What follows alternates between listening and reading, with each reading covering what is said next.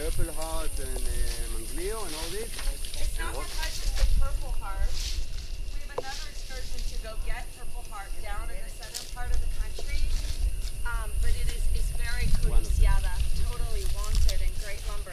What's beautiful is we've planted enough of these in San Juan de Dios that we're collecting from our own trees now. That all came from this tree. This tree stunted because the house was here, but it always gave good seed.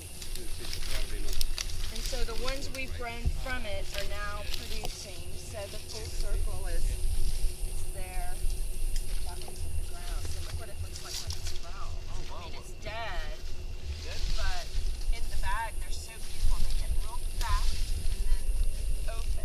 It's just so, if you're an artist, yeah, this we wouldn't take back because we really only want the very best.